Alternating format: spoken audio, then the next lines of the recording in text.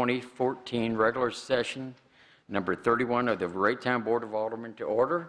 As Mayor Pro Tem, I will be reserving my right to vote as Alderman of Ward 5. I'd ask Sue Clotes to come forward for the invocation and pledge of allegiance. And Sue is with the Blue Ridge Methodist Church. Thank you.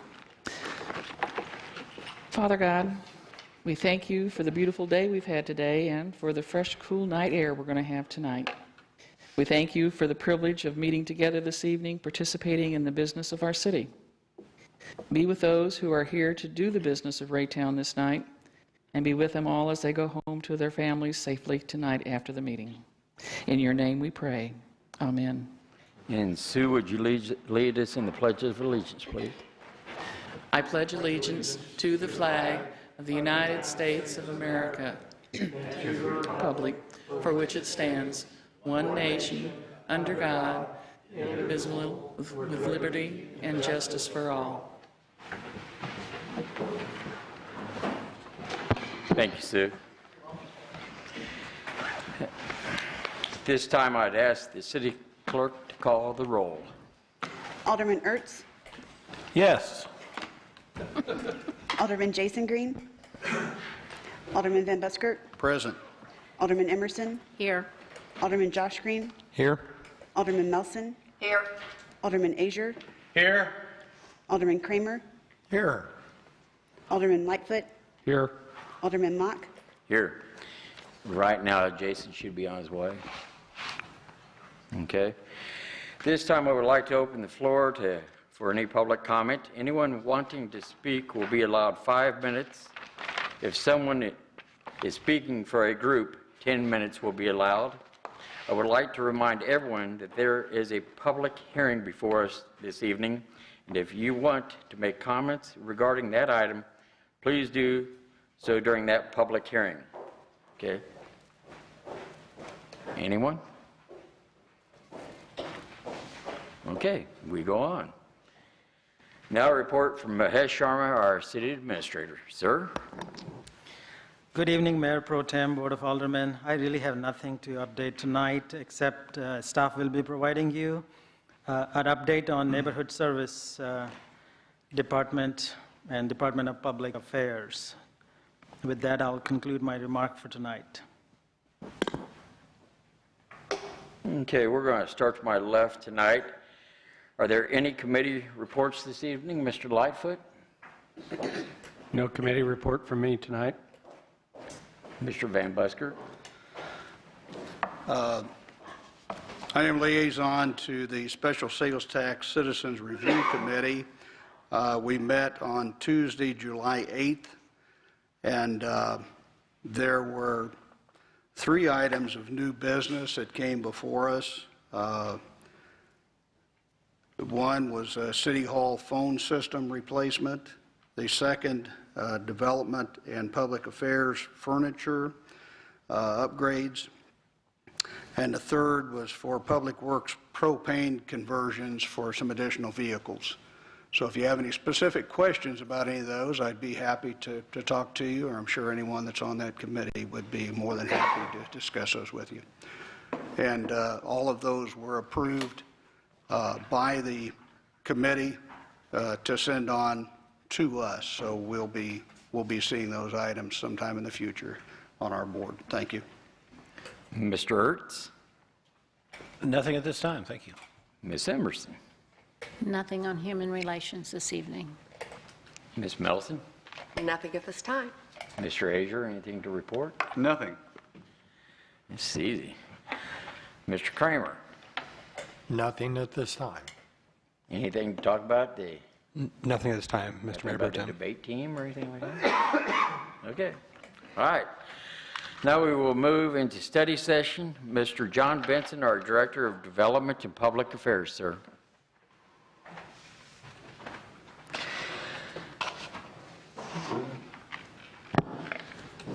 Good evening. Tonight, I'd like to give a brief presentation on the Neighborhood Services Division within the Development and Public Affairs Department. It's been a number of years since we've provided an update on the Neighborhood Services Division to you. So and a few of you are new, have joined the Board of Aldermen since our last presentation as well. So I think this will hopefully be a benefit to you as well as providing an overview. As I mentioned, the Neighborhood Services Division is one of 5 divisions within our department, the others being the Building Services Division, Planning and Zoning, Public Information, and the Business and Liquor License Division. Our Neighborhood Services Division is the largest division within the department in the sense of the number of personnel. Ray Haydaripur is the supervisor, along with 3 code enforcement officers.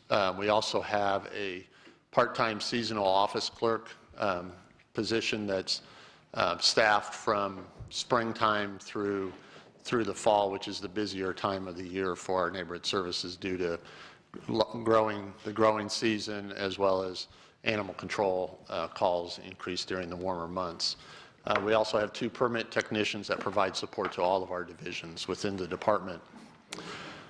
Ray Haydaripur, as I mentioned, is the supervisor. He's here tonight joining me. Ray is the supervisor and has been with the city approximately 3 years. He has 10 years of code enforcement experience with including the 3 years with Raytown, but also previously with the city of Kansas City and Lenexa. And as you can see on the PowerPoint slide, he has various certifications. We have 3 neighborhood services specialists, or otherwise known as code enforcement officers and animal control officers. These 3 positions over the last 2 years we've had, it seems like just a steady turnover over the past 2 years. Alan Harvey is our most recent addition to the department. She's been with us just a few months, but she has 10 years of animal control experience, so she brings some good experience in that realm to us. She has been learning the code enforcement aspect, but has been picking that up very quickly. And she's been a very good addition. She is a registered veterinary technician as well, and has certifications from the Missouri Animal Control Association as well. James McKay is our, so to speak, the senior member of our code enforcement, and I say that tongue-in-cheek a little bit because he's been with us a little over 2 years, so not a long time. But James also previously worked with the city of Kansas City in different inspection roles, and he's achieved certification since he's been with the city of Raytown from the National Animal Control Association Level 1, as well as customer service certification. Frank Roberts has joined us about 8 months ago. He had previously, not immediately prior to joining the city of Raytown, but previously was in the military, had served in Afghanistan for a period of time, and was in the Air Force. And while in the Air Force or military, part of his duties included property maintenance code enforcement on a military basis, so he brought some experience in that regard to our department. So I'd like to talk next about what does neighborhood services do. In a very simplified form, neighborhood services oversees code enforcement and animal control. That seems pretty simple, but it's actually a little more involved in that. Code enforcement has a number of, as aldermen, I'm sure you're aware, there's a number of codes that need to be enforced. The neighborhood services is involved with enforcing the codes dealing with property maintenance. Those things relate to peeling paint, the roofs and gutters, exterior building maintenance, those types of issues which require a 30-day notification period when there are violations. There's also nuisance violations which relate to parking on grass, inoperable vehicles, unlicensed vehicles, and junk trash debris in yards. That's also a 30-day notification period when we find violations. Tall grass and weeds, and this time of year keeps us busy, or our code enforcement officers busy. That's a 9-day notice period for rectifying those. And then they're also involved with sign sweeps for illegal signs in the right-of-way that I know some of you call us and let us know where you see those at. Our sign sweeps, we have designated areas within Raytown. We divided up the city into zones, along with the right-of-way inspector for the Public Works Department. They go out once a week to do sign sweeps, typically on Monday, Tuesday, or Wednesday. We shy away from Thursday, Fridays for sign sweeps because of garage sales, and we've learned from experience that we used to do sign sweeps on Thursday and Friday, and we ended up creating more problems and headaches for ourselves because we would pick up garage sale signs, and then people that have garage sales are not happy, and they tend to come in and will complain. So we look at the garage sales, and we go out on a Monday or Tuesday, and those that don't get picked up, we pick those up at that point, along with any other signs. Some of you may have called in during a Thursday, Friday, and there will be times when we'll specifically go out and pick up if there's a certain area that has gotten inundated with other signs from businesses posting them. But typically it's a Monday, Tuesday, or Wednesday. And then also, excuse me, the neighborhood services is involved with use inspections. That relates to commercial businesses. Anytime a new business is opening up or relocating, excuse me, or a change in ownership, it's tied into the city's business licensing process and involves an inspection of the property to ensure it complies with our property maintenance codes, as well as our building official does an inspection along with the fire marshal to ensure that life safety codes are complied with on the interior of the building. And that will all, in context, is our proactive way of dealing with property maintenance to make sure buildings are maintained. They also deal with animal control. Animal control is more like a fire. We've referred to it kind of being like a firefighter. When you don't patrol necessarily for animal control, you just get a phone call and we have to react to those. That could be somebody calling in for a stray dog, running at large, or a dog bite, or a dog or cat being hit by a car. Those things result in impoundments and then hopefully redemptions of the animal back to their pet owner. Or adoption if the pet owner can't be found or doesn't show up. A typical animal control call can easily take an hour and a half to 2 hours minimum on if we go out. By the time assuming we're able to catch the dog, which is very, when a dog's at large, dogs do not stay in the same place. They keep moving along, so it's generally hard to track them down at times. But a dog bite, hit by a car, that's a time-consuming process and eats up a chunk of a day very easily when those do occur. Looking ahead, and this is part of the reason I wanted to give this presentation to you tonight, we're working on a number of things that will be coming, or that we plan to implement over the next few months and into next year, or hoping to implement into next year.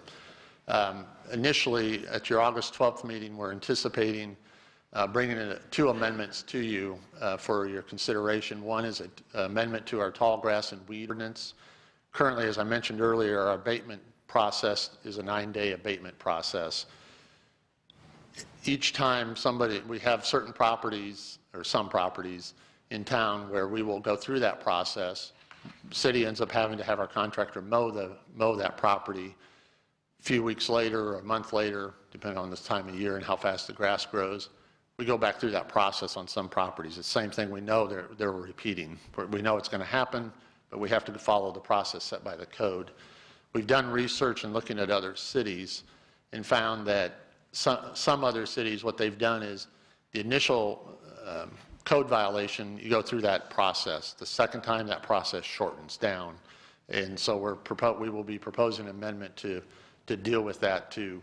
The initial process will not change from what our initial process is from a time standpoint. There will still be that 9 days, but on repeat violators in the same calendar year, we're going to propose an amendment that will shorten that time frame down so we can react more quickly to deal with long grass and tall weeds. And that, as I mentioned, that we plan to bring that to you on August 12th for your consideration. Also, we are working on an ordinance to amend the large truck ordinance, or parking regulations for large trucks in residential districts. Currently, it's based on the weight of the truck not being able to exceed 26,000 pounds. Our experience on enforcing that is difficult. It's the burden of the city to prove a violation.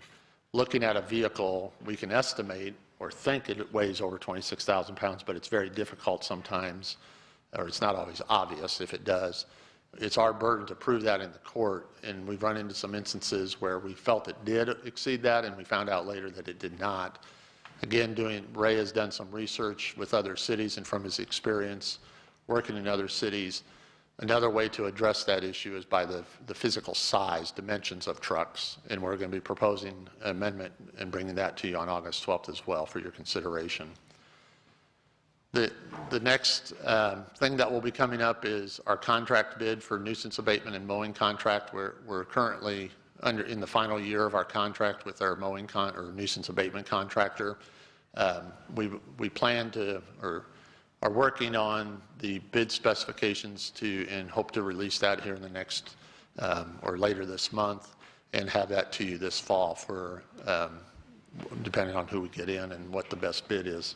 So that will be coming up. I don't have a specific meeting date yet on that. Also, we get numerous phone calls, some of them from you, some from residents, asking questions on the status of violations.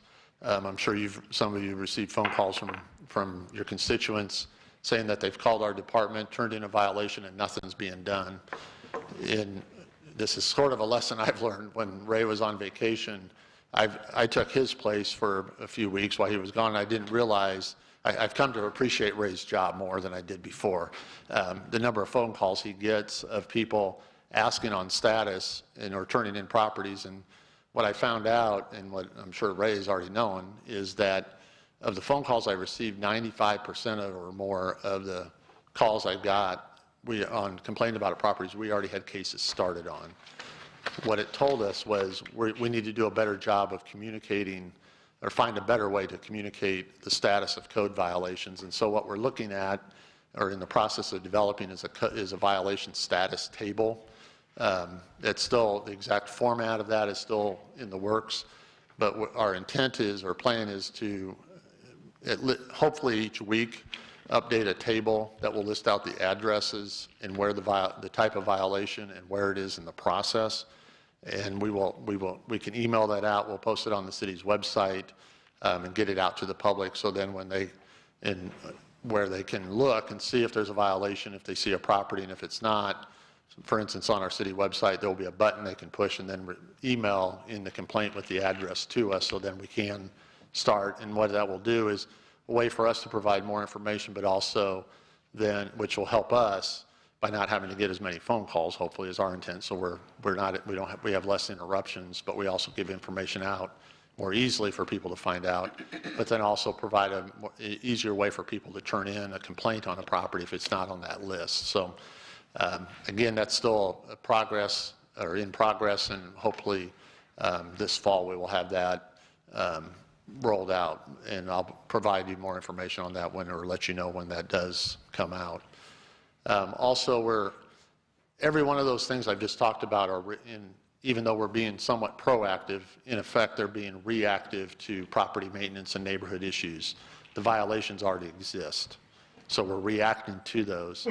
The next part, what we've been looking at, and this is how can we become more proactive to deal with neighborhood issues before violations occur, or make it easier for people that have violations that physically or financially are not able to address their violations. Because right now, ultimately they go to court. If they financially cannot take care of the issue, court does no good. It's just digging the hole deeper for them. And so we're in the process of looking at two different types of programs. One is a housing rehab and replacement program. It's patterned after, or our thought process is patterning it after our NSP3 program, where we've worked with Builders Development Corporation, in this case, as the housing specialist, they have acquired homes that have been run down at a mutually agreed price with the property owner, either rehab the house and then resell it, or if the house is beyond the ability to rehab, they'll tear it down, build a new home, and then sell it. And then that income from the sale comes back into the program under our NSP. We're working on we'd like to come up with a program to go citywide with that same type of approach. The big question mark is, where does the money come from to fund that? And that's the key.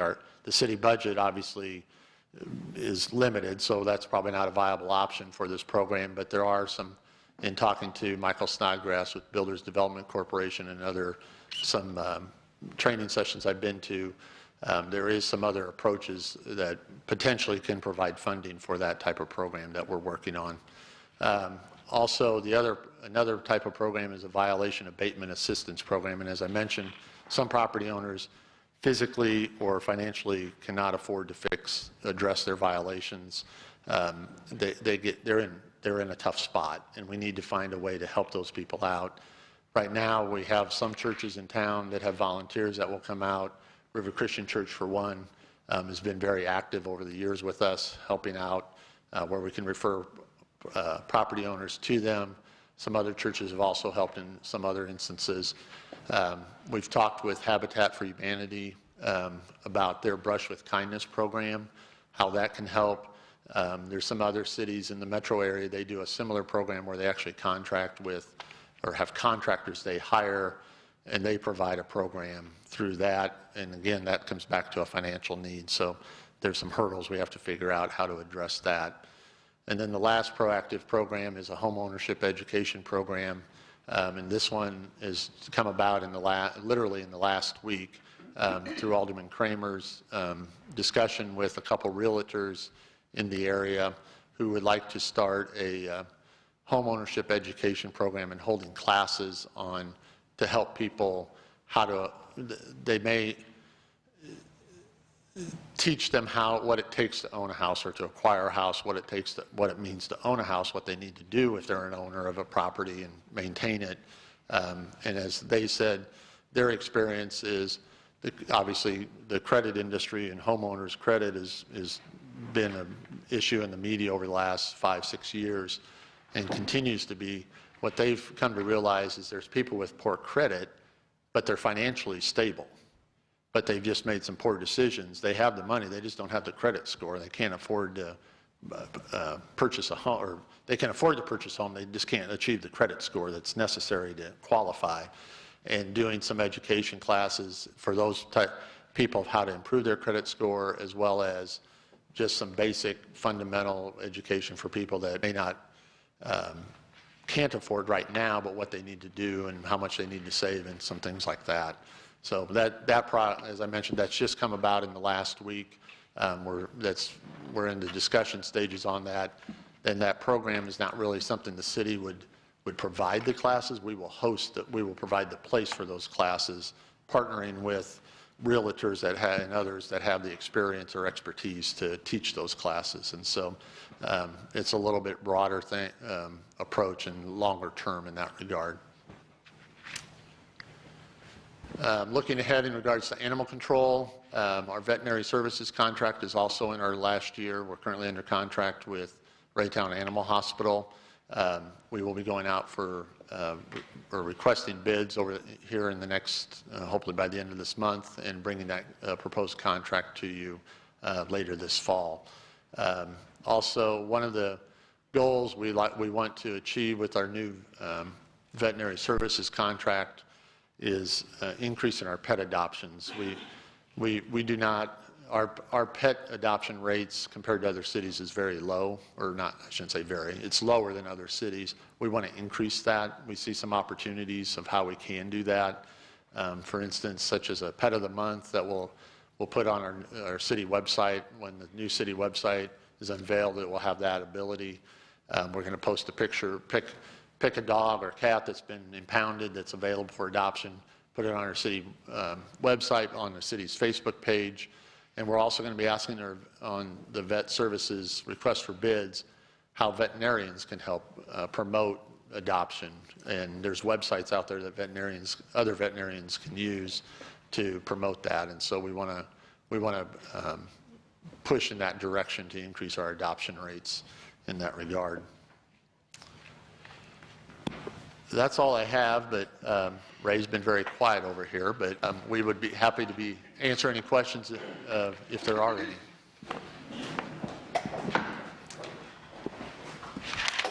Mr. Ertz? Thank you, and thank you, John, for the presentation. I had a couple of questions. One is, or comments as you're going forward with some of these plans, and I really appreciate you speeding up the time for repeat offenders on abatement problems. It's very frustrating for people to constantly call over and over on that. Did you mention, or would there be any way that, when we go out and mow the property, we charge or put a lien on the property, I know, will we be able to charge interest on that money? Our ordinance, I'm glad you brought that up. Our ordinance, the city ordinance currently allows us to charge interest on liens on property for like removal of junk, trash, and debris, nuisance violation cleanup, but does not allow us, the city, to do that for mowing or. But we can change it to allow that? And that is part of the amendment we're proposing. Our ordinance currently for nuisance abatement, I believe it's 8% interest. We're proposing that to be the same interest rate for mowing. In looking at some other ordinances, such as Lee Summit, they have that same provision, and theirs is at 8%, as I recall as well. So yes, we will be. That's actually, we allow it in part, but not on the mowing and tall grass. That'd be great. For weeds and tall grass, rather. Then are we also allowed to bill for some of the obvious time from our great code officers to go out there constantly? Is that a billable charge?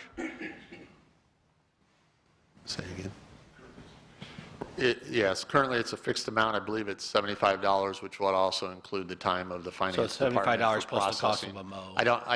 I would have to look at that. I don't know if that's. You are charging something. Yes, that's my point. there is a fee. Yeah, does because get we tacked got a on. lot, sounds like they've been very busy, and I'm glad we have them, but sorry they're busy, I guess. And the other thing I just noted as I went through there, when you talked about the trucks, I assume you're going to be going to some type of a measurement of the truck, which Yes. is defendable, and therefore, yes, I like, Ray helps me a lot. He's on my cell phone. I'm going to let Ray address that because he's the one that's done the research on that and can talk to that better than I. Please.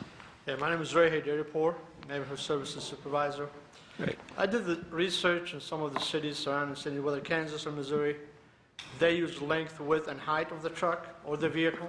Okay. Like if it's 8 feet by 15 feet by 8 feet, and then anything beyond that, it's a code violation. So that's one way you can go after. How do you or do you just physically separate RVs separately? Well, yes, there is trailers, RVs, trucks, commercial trucks. So there is different category for those. Yes. So it'd be different sizes for different things. I know it seems like some people pour very nice pads and put RVs, which do not seem to be bothering anybody. I assume they're probably grandfathered in anyway on anything we change. But in other cases, you'll see a semi, literally, like we have seen in several places in my ward, parked in a driveway. And that, obviously, when those start up at 5 in the morning when the guy goes to work, the phones start ringing, so. Semi or cabs or trailers, regardless, they are code violations. Okay, so you don't need to weigh the semi. Yeah. Okay, that's good to know, although I don't know what they would either. Well, that sounds like all improvements, and we look forward to those coming. Thank you. Mr. Mock. Second, please. Anybody to my left? How about you, Janet? When you get all this in place, I think it would be nice for your quarterly magazine to put information in there so that the residents do know exactly what to expect, because everybody gets a copy of that. That's a good point. And we do try to do that. We will have in the upcoming newsletter, there is some information like on pet care, cold weather care for your pet. Just as one example. We also have put in, I believe, if I recall correctly, we've had information on grass, the maximum height. And so we will be doing that. What I would ask, if any of you have, based on comments or questions you receive or things you see yourself, that you think would be good to have articles to have in our newsletter, please let me know or Ray know, and we will that helps us because we're going off kind of what we think of, but on those things you guys here may get more questions than what we're hearing, or more specific, more frequent questions on a certain aspect that we can address through an article, so we'd be happy to. Excuse me for calling you Janet, Miss Emerson. Mr. Van Busker. Thank you, Mr. Mock. I do appreciate the fact that you're talking about being more proactive rather than just reactive to code situations. And certainly that's something that I know I've been talking about for a long time. We've discussed a lot of times, and I appreciate the fact that you're looking at doing that. I think that's needed. I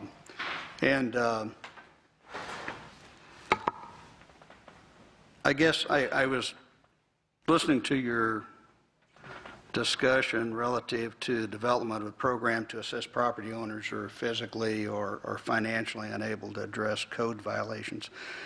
And I don't want to sound harsh or mean in saying this, but certainly it's not the government's job, to take care of people who are not financially or physically able to take care of their property. Certainly the government can be of assistance in doing those things and getting them in touch with agencies that can assist them or with local churches that might assist them. The first responsibility there should be family, if they have a family, friends and neighbors.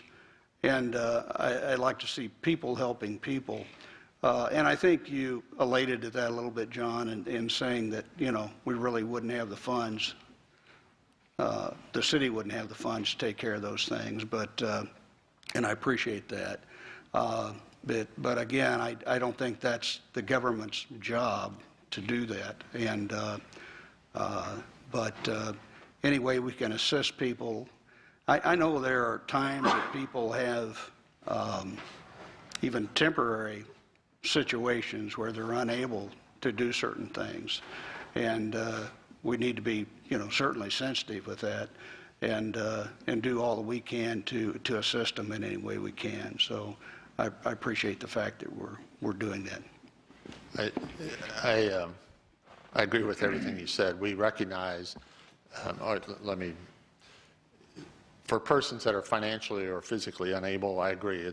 We're not proposing that the city come in or any other governmental entity come in and pay the money to bail out everybody. Our approach or thought, or what we're attempting to do, I guess maybe is a better way to say it, is to develop partnerships with other entities like Habitat for Humanity that have the ability to come in and help people. And then develop multiple partnerships working towards the same goal. One of the strengths that Raytown has is we have a good number of churches, and with churches come volunteers. And what we've seen is we get calls periodically from various churches at different times asking, hey, we've got a group, we've got this committee, they like to do a service project, or how can they help? And what we like to do is kind of formalize that approach to where if we can, I'm just using Habitat for Humanity as an example, and that may or may not work, but if Habitat for Humanity is here and they come in, but they need volunteers to do the work, where we can partner them then with the churches that are wanting to help out, and we create the system. And then where there's money, there'll probably be some money needed, and that's the question, and how much and where that comes from that's still to be worked out. But yeah, I agree. Our intent is not that the city will come in and determine who is giving us a true story that they're not financially able and who's making up a story, and when we're going to pay for their violation. Sure. And ultimately, our whole approach on code enforcement used to be with the city was the success of the program was measured by how many violations we have at any given time. How many citations has each inspector issued? Those types of things. We're changing that to look at, from the time we identify the violation to the time it's corrected, how can we shorten that time frame? Because if someone physically or financially can't, or someone can, they're just choosing not to. The neighbor next door, the neighbors around them, they don't care. The problem is still there. They don't care if the person physically can't do it or financially can't do it, or they just get more angry if the person just flat out is not doing it and they can. And if we can figure out a way to shorten that time frame down, then we're making an impact and a difference in the community and improving it, because then we're helping out we're not helping out the person with the violation, we're helping out the people around them. Absolutely. And anytime we can improve our neighborhoods, that's a plus for all of us in the city. Exactly. And that's the things that draw new families and new businesses here. And so we certainly need to keep going that direction. And you know, to have a list of, compile a list of people who can assist with those things and that you can put together, that you can, you know, that's great. I ran into a situation a few years ago, and I was out of state on a trip, and I got a call from a constituent that actually left a message at my home number, and I called him from there. And he was having transportation problems for him and his wife. They were elderly, and they were having difficulty getting her to the doctor. My wife and I put our heads together and came up with every, you know, possibility we could, and suggestions about who to contact that might assist them. But if the city, again, that's not directly related to this, but it's kind of along the same line. If the city had that information available for people who had those kind of needs, that they could give them that information, that would be great. And the same, you're talking about doing the same thing related to these kind of issues. So that's great. I appreciate that. Mr. Lightfoot. Let's just go to the right. How about Joe? I'll get you. Mr. Azure. John, thank you very much. I think you've done a really good job since you've taken over the department. I'd like to state that the presentation of our city is the face of our community and the impression that we make on outsiders. And I remember, I'm old enough to remember back in the early days of Martin Luther King, he made a quote that said, "Even the poorest Negro can afford a bar of soap." And the same applies to homeowners. You don't have to have a big home to keep it clean, to keep the yard clean, to keep the trash picked up. And that's what code enforcement really is all about. And I know that's what your job is. I think it's why people may move to our community, certainly stay in our community, or maybe want to leave our community. So the job you do is certainly incredibly important. I have a couple questions. I really don't know what Ray's job is as supervisor. Could you just give me a job description? I'll let Ray answer that question and kind of describe what he does on a day-to-day basis or week-to-week. I think that'll be a better answer than what I would give you in a textbook answer. So. Basically, my job as supervisor, number one, is to enforce the code enforcement, city code and ordinances.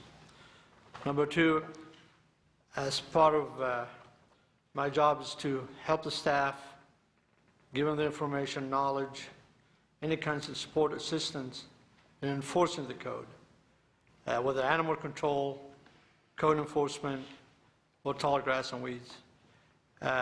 We receive daily calls.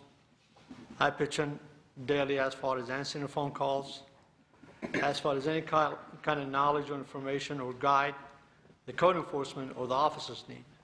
Number two, I answer daily phone calls from the citizens, from the aldermen. I'm basically a point of contact between you guys and the department or the division.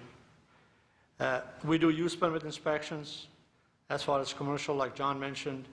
Anytime there's a new business opens up, I do the use permit inspections personally. I help and pitch in when the officer's gone as far as animal control, impounding an animal, or straight release, or picking up a dead deer. Basically, dead deer, it takes a while to go pick up a deer, take it to the Martin City, and come back. It's about an hour and a half trip. So that's by itself, it's time consuming. And code amendment, helping John with doing the search as far as code-related languages and city ordinances. So overall, basically to manage the department, assist the staff, answer phone calls, do use permit, and even doing the code enforcement inspection itself on a daily basis. Thank you. I know as it's very difficult, excuse me, to be an ambassador of goodwill in your position, and what you have to be, and still at the same time, you know, enforce the codes. And I will say that I know in the dialogue that we have had regarding this department and code enforcement in the 15 years that I've been on the board, that, we've had some difficulties. And I think that at least since John has taken over, and maybe you're responsible, but I think we do a better job of record keeping. I know there was a time when we didn't do that. And certainly I've found recently, or more recently, that we can even trace the activity on a particular code of violation. And that's nice because sometimes it's like John said, you get a phone call, people call us maybe even last and say, well, they're not doing anything. And when you make a phone call to City Hall and they have a record of it and they say on this date and this date, it's nice because it's like covering each other's tail end, so to speak.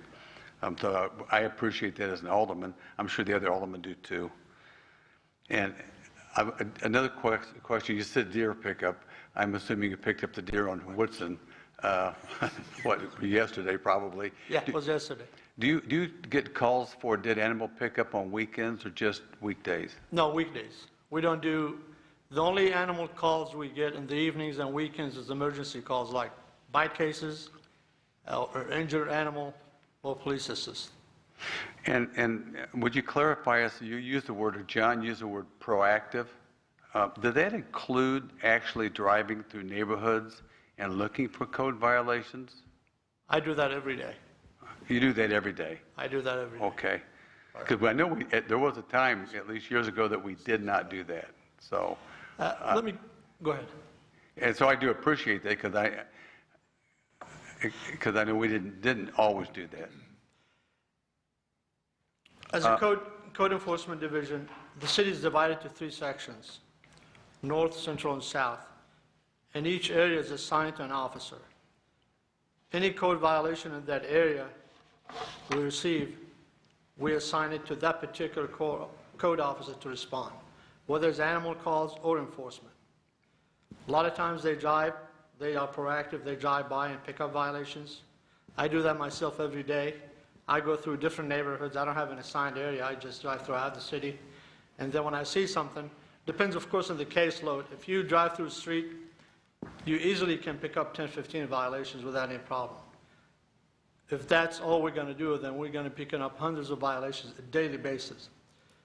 But to go back to what you mentioned as far as we're doing a better job, with John's direction, we assembled a good team of code officers, James, Alan, and Frank, and I want to give him most of the credit for taking care of the improvements. So I can't sit here and say, yeah, we did a good job, so I want to give them the credit and the benefit of enforcing the codes, enforcing the city ordinances, animal control. Thank you. And one last question. Who does or do you look for limbs or obstructions to stop signs? Anything in the right-of-way, if it's obstructing the view, we refer it to Public Works.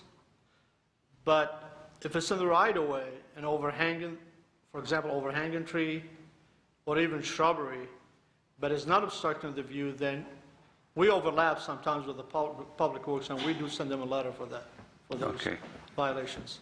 And again, I know there was a time when we didn't do that, so that's why I asked that question. I do think that's important because we have a lot of stop signs deep in the neighborhoods. So, and even though people don't always obey them, those that people would see them would stop. So, and last question is, I'm assuming that your department's pretty interactive with the Public Works Department on a daily? Quite a bit, yes. Especially any code violation in the right-of-way, we deal with Public Works and the right-of-way manager. Okay. Thank you very much. I appreciate all you do. Thank you. I would like to back up to the comment you made about proactive versus reactive, just to clarify and make sure we're all on the same page. We, as Ray just explained, our code enforcement officers do patrol in their designated areas. So we're proactive in that regard. We're not just waiting for somebody to turn in a complaint and then go take a look at it. When I mentioned proactive earlier, when I say let me back up. when we're proactive in patrolling, we're really, in my opinion, we're really reactive because the we're looking for violations that already occur or already exist. And when I say we're trying to be more proactive is do things to set it up to where the violation never will exist. And some of that, as I mentioned, of helping neighbors, things like that is a reactive in that regard because the violation exists. But if we can increase property values, do other things to prevent the violation from ever occurring, that's ultimately our goal, is to figure out how can we do that, recognizing there's still going to be times when violations exist, but if we can reduce the frequency of those violations, then we're being successful because we're doing things that are proactive. And how that will come about or where that will show up is on property values and other things like that, and hopefully less phone calls and complaints you guys receive. Right, and thank you very much for clarifying that. And I might mention that I know there have been at least 2 occasions since spring where people were cited for violations in my ward, and I received a phone call, and they didn't feel like they were in violation, and they contacted your office and found out, yes, indeed, they were correct. And I know that we can't always be perfect. And sometimes even the code department may make a mistake. What I liked about it was how quick that it was corrected and how polite they were about it. And the people in the inn were very happy. And that's what's, like I say, you can't always make a mistake. Right. Or that one mistake a day, I think. You know? But when you make it, you got to be able to cover yourself. So thank you for that. I appreciate it. You're welcome. 2 of the things that we've been stressing over the last few years, and this actually goes back to Beth Lynn when she was here, is customer service. And Ray and James have been through customer service or gone through customer service training or have received certification in that. Our other 2 code enforcement officers, we will have them going through that. The other thing is we approach code enforcement not from no disrespect to the police department, but from a penalty standpoint or a policeman standpoint. We approach it from an education standpoint of a lot of times property owners they don't realize they have a violation. Some obviously do. It's very obvious. But a lot of property owners don't realize it's a violation, and so it's more of an education of why it's a violation. And a common comment is, it's just a stack of brush back here, branches. It's not bothering anybody. And when we explain it to them, like, yeah, you're right. But what if all the neighbors around you did the exact same thing? Well, would you like that? No, I really wouldn't like that. So we have to treat you just equally like we do everybody else. And then just simple things like that, it's just educating them on. And a lot of residents like, oh, that makes sense. Yeah, I didn't think of it that way. And then it gets taken care of. And so it's it's as much an education as it is enforcement. So. Thank you. Okay, let's get to the grand finale here. Mr. Joe Kramer. It's about time. No, well, John, thanks a lot for the presentation and the update, and Ray, for your time to come out tonight. I know I just had cell phone conversation with Ray. He's good about, if he can't pick up, about getting back with you and follow through, and that's very important. Would like to touch on chronic violators, people that we know have an issue with tall grass, and I'll bring up one piece of property, our old Cap Gavin Park, where we always have to wait on phone calls and then go out and inspect it when we know that there's a history of violation, and the guy that owns that property just obviously doesn't care and has tried to say that it's a conservation area and he shouldn't have to mow it. But when we know that he's going to be in violation and he's going to do everything that he can to buck the system, part of that computer program, is there anything that we can do to flag certain properties that would tell us, hey, we probably ought to go out and inspect this? I mean, this guy's got years of history where he just doesn't care. It's interesting you bring that up. We just had a conversation probably in the last 2 or 3 weeks on a property that had long grass. We went through the abatement timeline, had it mowed, And we just talked about setting it up in our computer system for 2 to 3 or 4 weeks out. The inspectors know how fast, or have a feel for how fast grass is growing this time of year. Set it up for a reminder for a reinspection X number of weeks out, so we don't wait on a complaint. We can just go out, inspect it, hopefully before it is in violation, or at the point it is barely becoming violation, and start that process, so we're not reacting to somebody calling to complain. But when they call, we can then tell them, yes, we've started a case, it should be mowed by such and such a date. And so, yeah, but that is something we're trying to do on more and more properties where, as we call them, the frequent flyers, that we know have a history of the same repeat offense, which relates to the long grass. Well, and if we had something like that, along with the shorter period of time that they've got to correct that measure each time Correct. that they do it, eventually one would think somebody might get the idea that they just need to keep their property up. And I've always maintained, when I first became an alderman and I would go out on code violation calls, I would see an 85-year-old woman out trimming weeds around her flowers, down on her hands and knees, and a 35-year-old guy up there drinking a beer and not taking care of his property. And so I became less concerned with and I don't want this to sound the wrong way, but less concerned with the feeling that 35-year-old guy had when he was sitting up there drinking a beer and not mowing his grass or not cleaning up his property. And picking up trash doesn't cost a lot of money. And so, I feel like it's very important that, and to kind of go along with what Alderman Van Buskirk said, it's not the responsibility of the city, and I like the idea of partnering with people. There are certain people that have disabilities, but when you see an elderly person out there mowing their grass and taking care of their property themselves, and a well-bodied person that just doesn't want to take care of it, I've got a real issue with that. Also very excited about the meetings that we've had on this first-time home buyer, home ownership type program. When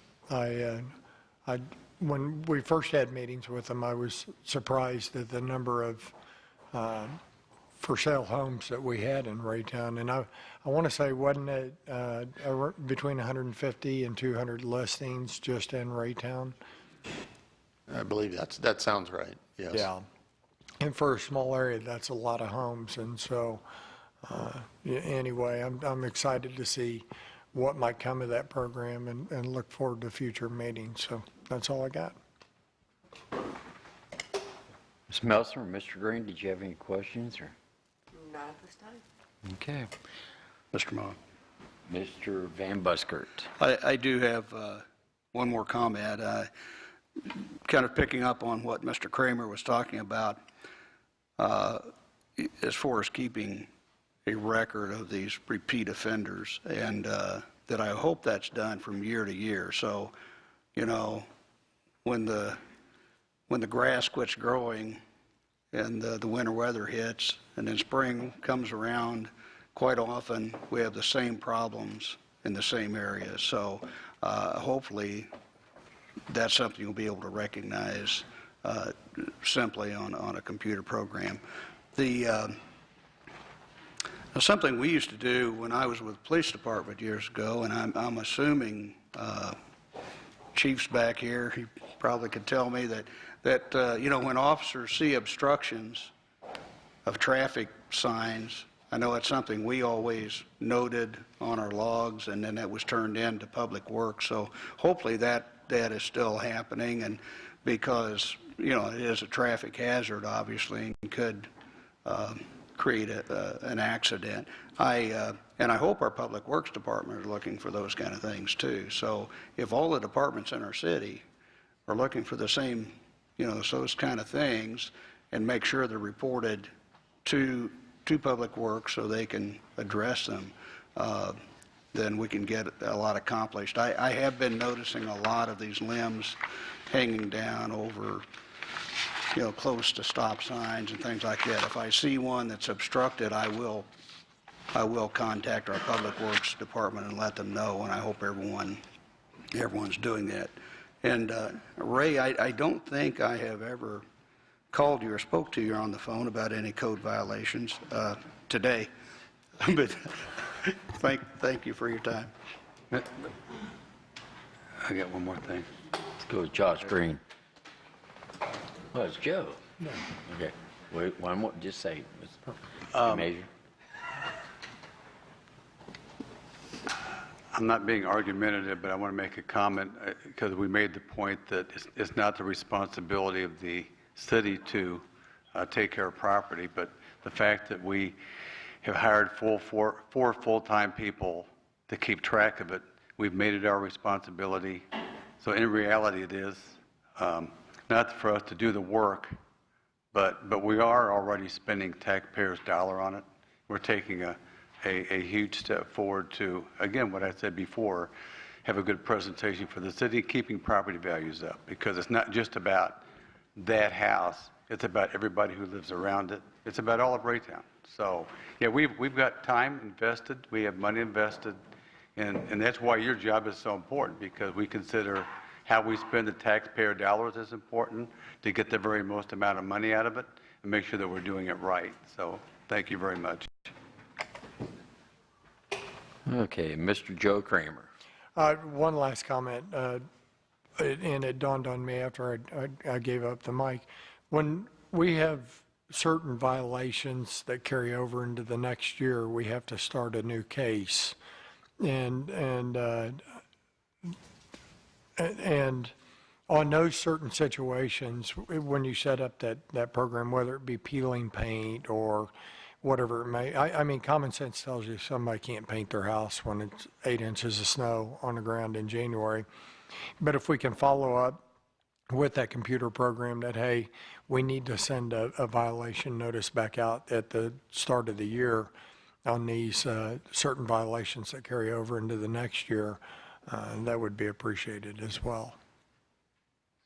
Yeah, we do. We pick up those violations in the wintertime also. We go ahead and send a letter, like in January, February, and we understand the weather is cold, but the purpose of that, to give the homeowner a heads up, you have a violation, and those letters normally 30 days. And in many instances, they come and get extension for beyond 30 days. So we work with the homeowner to go beyond the 30 days, sometimes 60 days, in order to correct the violations. But yeah, we understand that, and we work with the homeowners and most of the time, and we let them know. So we want to give them heads up. That's what's going on. Because if you wait until March or April, and then you give them 30 days then, it'll be rainy season, and then beyond that, it's going to get hot. So the risk is you're going to be either rainy or hot weather.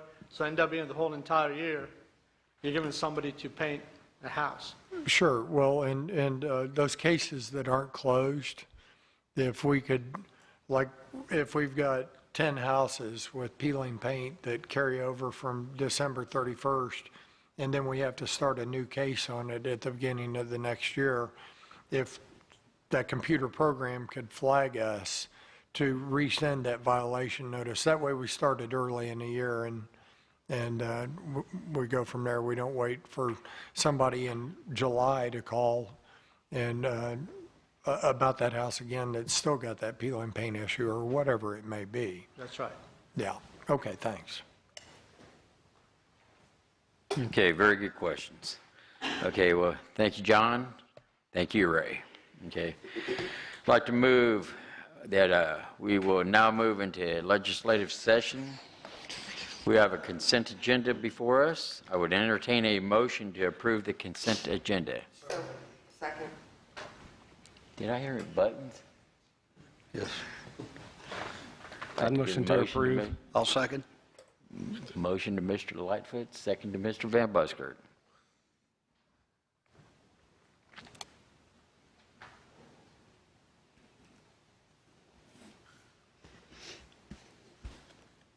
Okay. Would ask the clerk to please call the roll. Alderman Lightfoot. Yes. Alderman Van Buskirk. Yes. Alderman Mock. Yes. Alderman Josh Green. Yes. Alderman Melson. Yes. Alderman Kramer. Yes. Alderman Azier. Yes. Alderman Emerson, Yes. Alderman Ertz, Yes. Okay, next item on the agenda is a public hearing to consider a text amendment to the city code relating to the comprehensive zoning ordinance. I would ask the city clerk to perform the second reading on item 2. Lisa? an ordinance amending Section 50-107 Land Use Table contained in Chapter 50 of the Code of Ordinances of the City of Raytown for the purpose of allowing craft brewery as a use within the City of Raytown, Missouri. John Benson, Director of Development, Public Affairs, staff report. Thank you. The Planning and Zoning Commission held a public hearing on this application, and after their consideration by a vote of 8 in favor and 0 against, has recommended approval of the following text amendments. 1, that the term craft brewery be identified as a permitted use in the industrial and highway commercial corridor zoning districts in the land use table provided in Section 50-107A of the Raytown City Code. 2, that craft brewery be identified as a conditional use in the neighborhood commercial zoning district in the land use table provided in the same section of the City Code. And 3, that a condition of operation of a craft brewery stipulate that annual production of beer shall not exceed 6 million barrels. I'd be happy to answer any questions. Ms. Belson. I have a couple of questions. On this, in the area that they proposed to have this brewery, is that for traffic? I know that it was stated in here there's like only 1 or 2 trucks, 2 or 3 trucks a month, but if there's a tasting room, there would be additional traffic down there, correct? There will be, and we did, excuse me, there will be. We did look at that, and a tasting room is relatively small, so the traffic impact is not, it would be a negligible at the existing road system where this initial craft brewery is proposed, as well as looking at other areas where in the industrial or highway corridor commercial zoning districts, they're generally, with very few exceptions that we can think of, the roadways can handle that traffic. The amount of traffic would be a small amount of traffic. So. And then there's adequate parking in that area? Yes, and that's on a case-by-case basis. There is parking, and in the case you're talking about, that specific applicant is actually looking at that issue for parking. There is parking in that area, yes, to accommodate this use in that area. And then I guess my last question is about, with this being in the industrial highway commercial corridor zone that we have there, but there's also neighborhood right behind that and in that area, is that a safe item to be in that area? That's where we looked to other cities. That's why we talked with staff at the City of North Kansas City and City of Liberty. I actually visited or went to downtown Liberty where one is located. Right. And you could drive by, walk by, and unless you knew what that business was, there's no odor, there's nothing there. It's just a business and no different than any other business really around it. In fact, it would be compared to some businesses that serve a larger amount of beer or mixed drinks, alcohol, it generates less traffic than those. But I guess my concern is on the safety aspects of the brewing and the barrels and all that kind of stuff in that zone when you have houses backing right up to that. And that's all controlled. I apologize, I misunderstood your question in that regard. That is all controlled by our construction codes. And or in this case, the craft brewery that's proposed wants to come open in Raytown. They're already talking with our building official and the fire district, and those types of safety concerns are, because in the construction codes, it doesn't matter whether it's residential in close proximity or another business or something. If something safety concern is there, it doesn't matter what the surrounding use is. That's taken into account by the construction codes and fire codes. Okay, great, thank you. Mr. Ertz. Thank you. We are looking at just to allow craft breweries in the city. We're not looking at any specific location, correct? That's correct. We're just, our zoning ordinance currently does not even address brewery at all, any type of brewery. That's what I thought. So we're looking to allow this type of business, should it meet those other codes down the road. Obviously, all the regulations that we have for all buildings. Correct. It will have to meet those. That's So, correct. just clarification, thank you. Any other questions? It's just from the board. Okay. Okay, if none, then I would like to open up the floor for public comment at this time. Was there anybody on public comment? No, so. Well, okay, I would like to close the public participation portion of this hearing, this public hearing at this time. And now open up for discussion. I'd like to make a motion to approve. Second. Okay. Mr. Azure, I know. Mr. Azure, we'll have the motion to approve, and the second would go to Mr. Joe Kramer. Okay? Okay.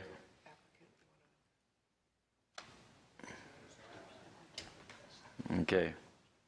I did have. Okay, I need to go back. Would the applicant have anything? There's no applicant. Oh, that's right. The city is the applicant. Okay. Don't you guys do that again, okay? Okay. Don't you ever do that again. Okay. Okay. At this time, we'll ask the clerk to call the roll. Alderman Azure, Yes. Alderman Kramer, Yes. Alderman Melson, Yes.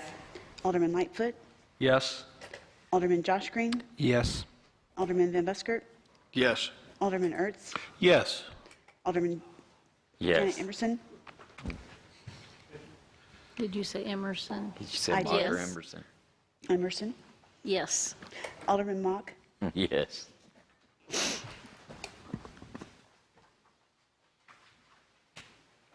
Pushing buttons.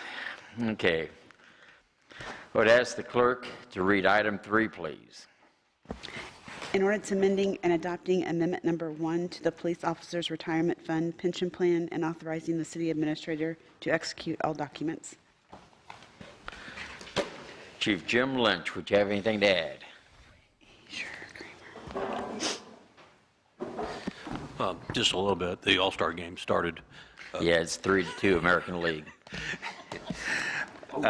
We're asking the board to approve the amendment to the police pension plan to add the IRS requested provision. Going back to December 2013, the Board of Aldermen passed an ordinance restating the Raytown Police Retirement Fund. The IRS reviewed the amendments that were made then and made the recommendation that's in front of you tonight. And it's to be compliant and to keep the plan qualified. The amendment is driven by a small benefit amount between $1,000 and $5,000 and gives the Board of Trustees the authority to deposit that lump sum distribution to a rollover retirement account in a financial institution. There's no additional cost, and it most likely will save a minimal amount of expensive and administration cost. That's all I have. Okay, Mr. Ertz? Thank you. Do you know approximately how many officers this would pertain to, or, and have they been informed, I guess? It's hard to say because until they Until the retire, final day gets done. yeah, the benefits calculated, it just, probably a very small amount. That's what I would think, so. I'd like to make a motion to approve. Second that motion. Let's go back. This is the first reading, gentlemen. That's correct. Sorry. You're very welcome. I'll withdraw my second if he'll withdraw his. Okay. Just not me making mistakes tonight. Okay. At this time, would we have any further, Mr. Josh Green? I'll make a motion to postpone until a date of, or we don't need to do that for a reading? Okay, never mind. I thought we need, I apologize, I withdraw. Okay. Got a bunch of withdrawals Okay. up there. Is there anything else? I'm sorry, what? Well, I knew that was coming. Okay. I would entertain a motion to adjourn from the left side. I make a motion that we adjourn. Motion to Janet Emerson and a second to Michael Lightfoot. All in favor, state A. Aye. All opposed, the same sign. Good night, we are adjourned.